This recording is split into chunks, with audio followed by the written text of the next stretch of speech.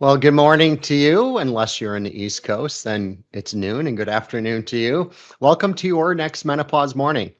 Today's going to be a very important subject for you. When we think of just the narrative with menopause, basically, once you transition from perimenopause into, or from childbearing years into perimenopause, and then finally menopause and then postmenopausal, what's really your only answer?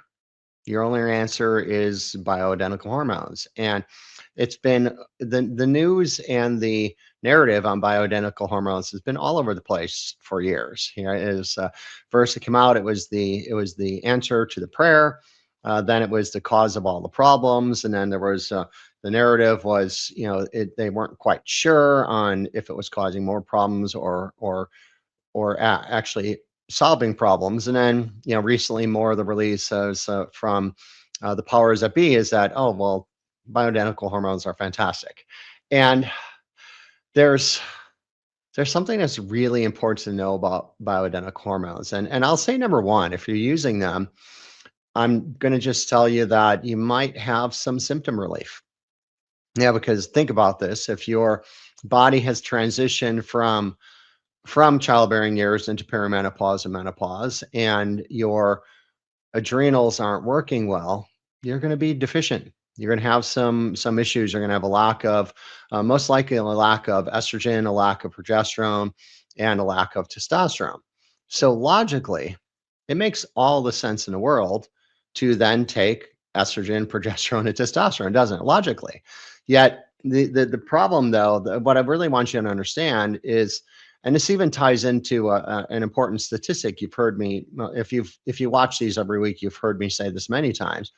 Yet 2 million women in the US enter menopause every year. And of those 2 million women, about 15% are symptom free. Short of the two true symptoms of menopause, which you no longer have a monthly cycle and you can't conceive.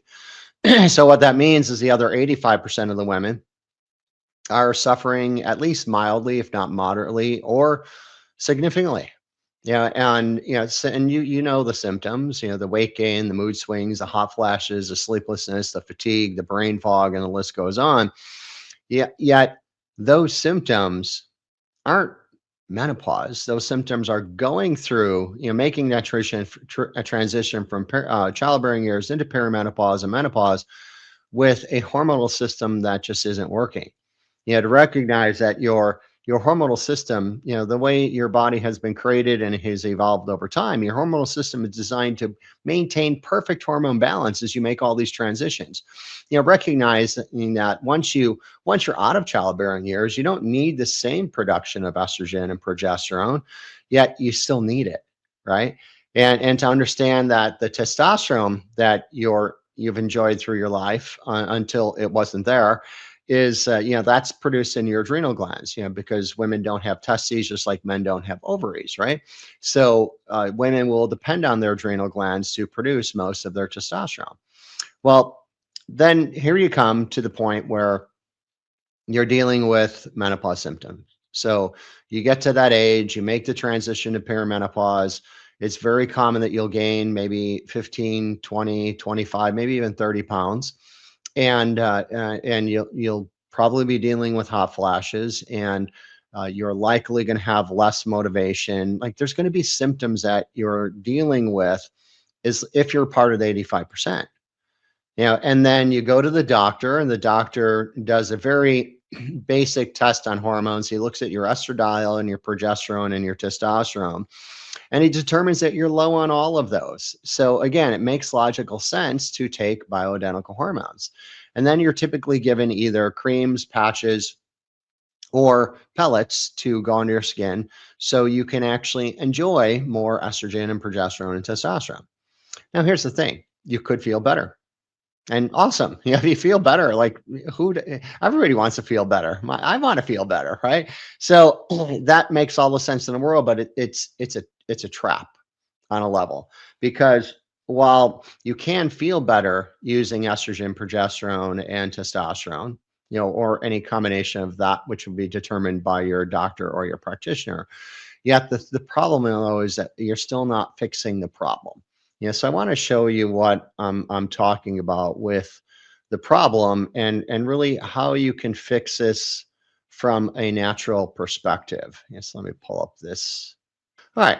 So when we're looking at your hormonal system, what I want you to recognize is the testosterone and the estrogens are some of the last hormones produced in a whole system of hormone production. And when you look at this slide, this is, there's far more hormones produced than this, but this is a basic understanding uh, with hormones that you've probably heard of, or at least those that are very important for you to understand. So how this whole system works, and I'm really talking mostly about any woman who is in perimenopause, menopause, or postmenopausal. So what you're dependent on is, number one, it starts with vitamin B5. This is pantothenic acid or panthenine. Your body takes that vitamin B5 and it converts it into a coenzyme. That's acetyl-CoA. You can see the arrow pointing over there. And then the acetyl-CoA and your own production of cholesterol are the two primary raw materials that your body uses to make your very first hormone, which is called pregnenolone.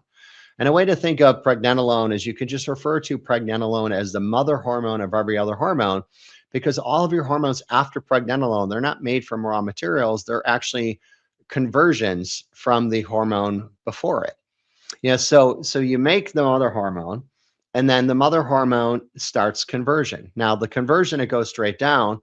The pregnenolone goes from pregnenolone to DHEA, and then to testosterone, and eventually to estrogen.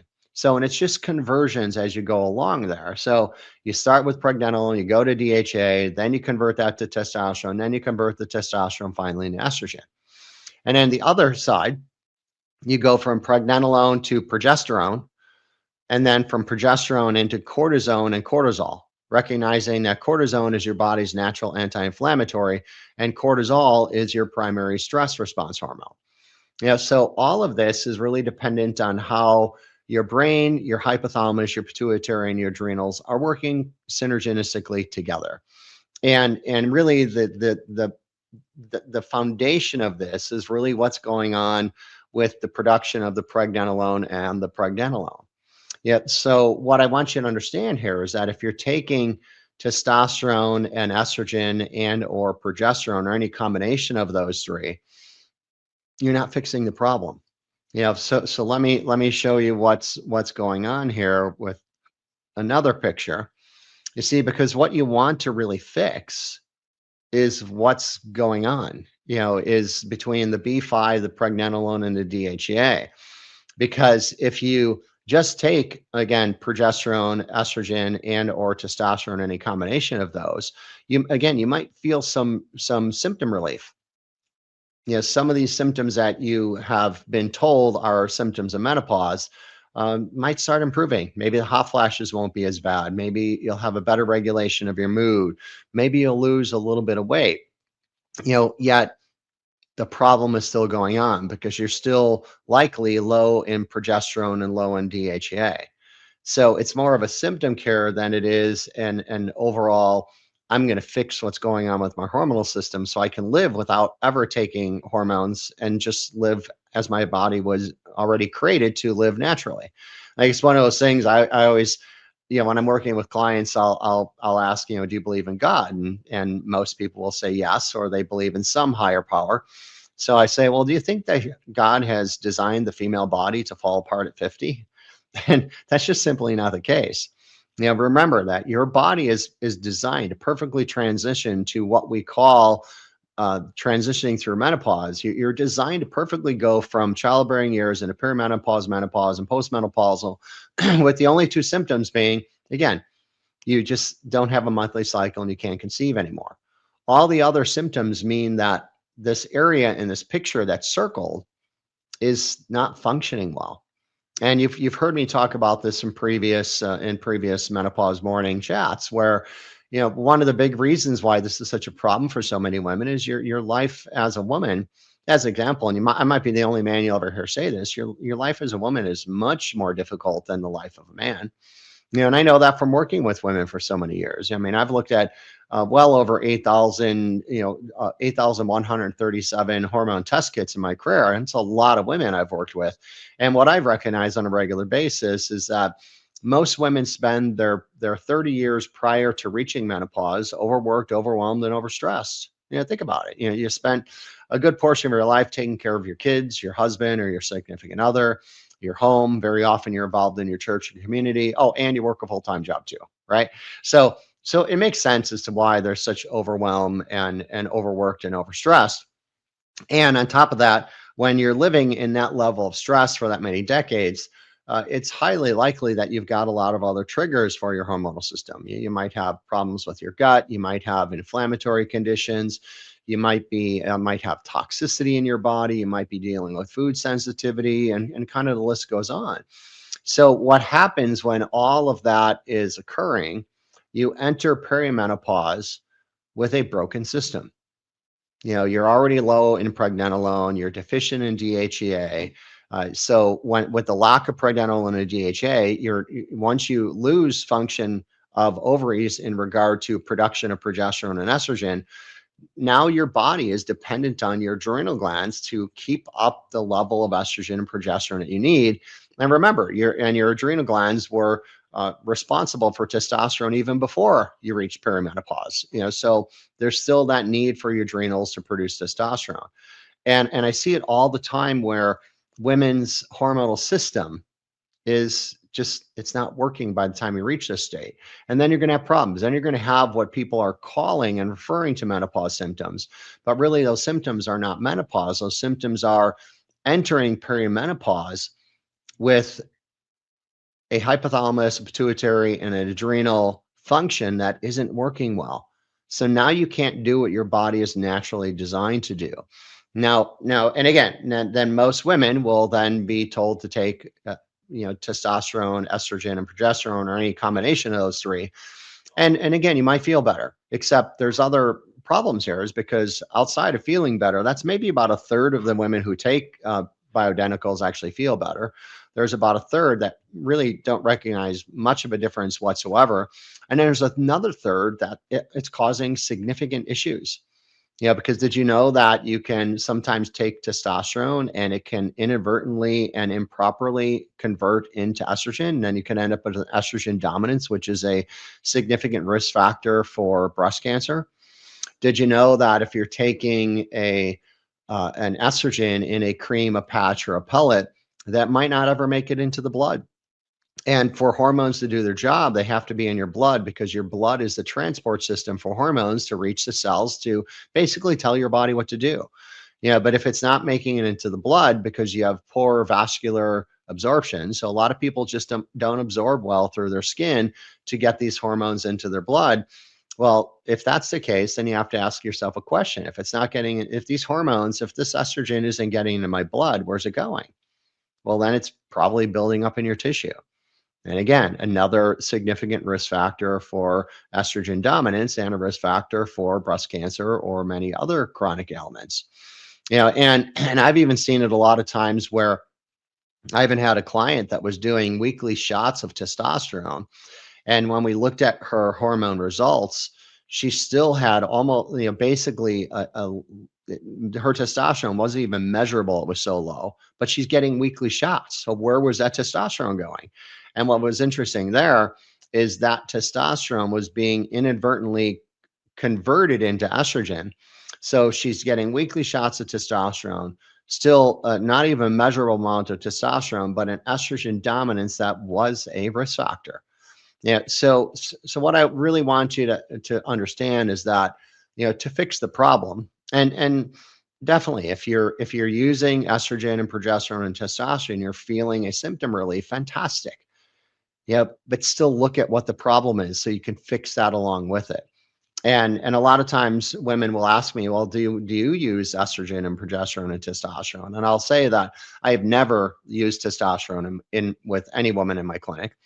And I only have used progesterone and estrogen in the most extreme cases based on a significant need.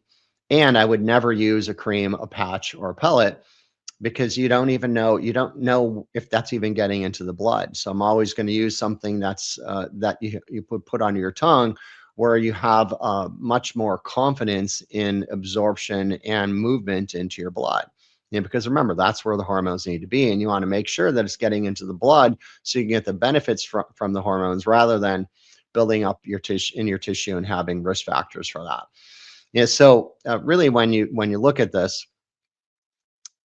then a big question comes in is, well, if I am feeling better with taking, bioidenticals, should I just continue doing that? Well, you could, and if you continue just taking bioidentical hormones without fixing the problem, here's what goes on. Because this system that I'm referring to, how your brain, your hypothalamus, pituitary, and adrenals work together, it's not only about testosterone and estrogen and progesterone.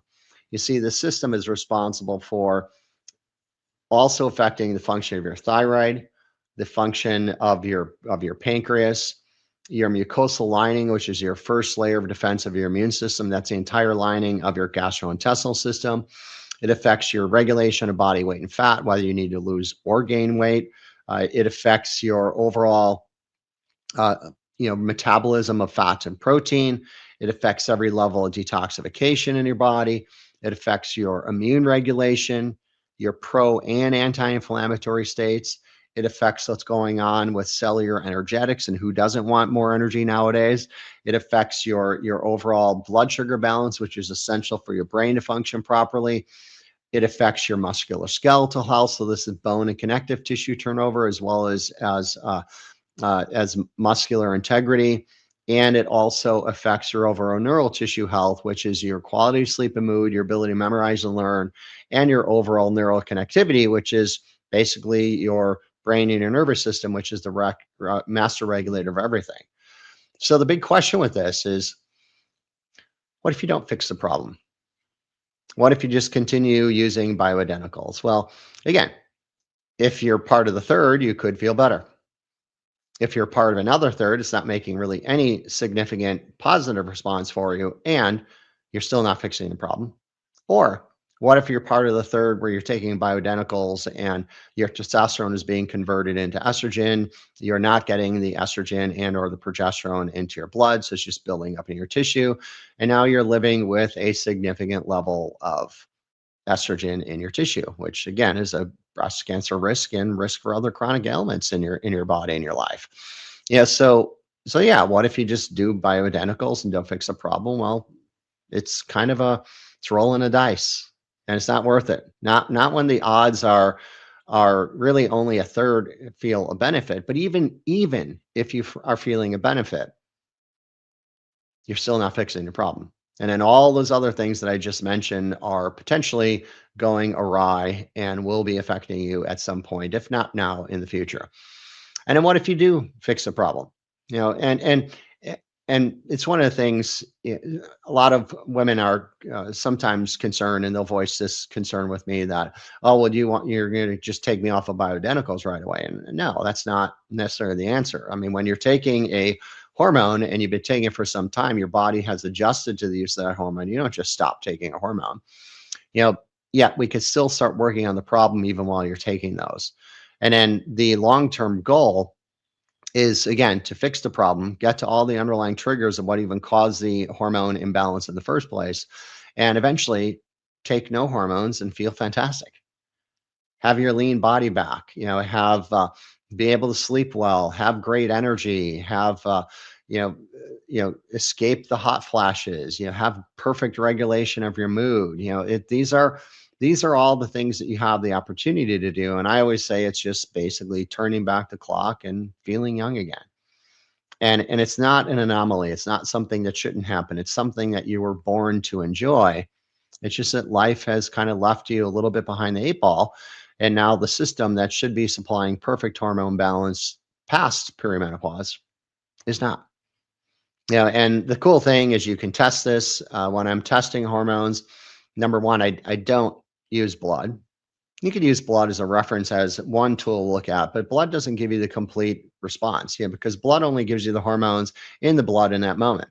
And if you're testing in blood, it doesn't show anything that's built up in your tissue. Yeah, so that's why I'm always using a 24-hour urine collection, because that will give me a look at where your hormones have been throughout the day, not just in one snippet of time through your day. And if something's built up in your tissue, it'll show up in a 24-hour urine collection. Yeah, because I've seen it where women do do a blood test and it shows that their estrogen is normal or low, and then we get the urine collection back, and you could have an estrogen dominance that you're just unaware of because the blood doesn't show that. Yeah, so testing that is an important key. And if this is something that you want to do, just put a comment in there, or if you're watching this on Facebook, you could DM me. If you're on YouTube or anywhere else, just send me a message, and I'll let you know. I'll get you a link to the information on the test, and if that's something you want to do, you can make that purchase, and I can help you get to the bottom what's really going on with this. Because the other end of this, like I said, if you do work on really fixing the problem, it provides a whole new life for you, not just from a menopause perspective, but from all the other factors that I was mentioning just about 5 minutes ago, that if they are already awry or about to go awry, you can either change other symptoms you're dealing with or stop something from happening in the future. And I think that's what it's all about. Yeah, so if you have any questions with anything on this video, please leave those in comments below.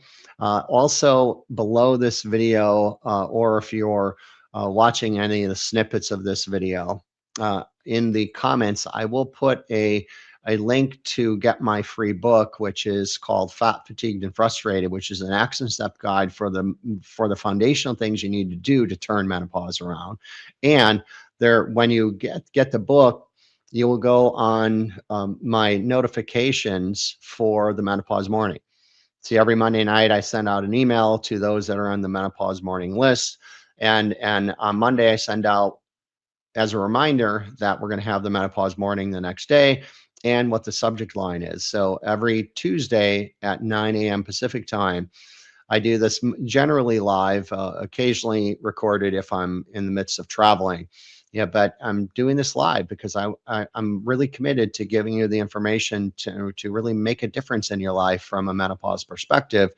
And I always want to do them live whenever possible because I want you to have the opportunity to ask questions live.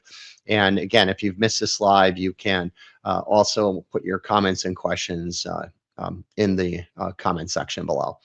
So with that said, have a great day. Hopefully you've learned something about really the difference between the use of bioidenticals and really fixing the problem.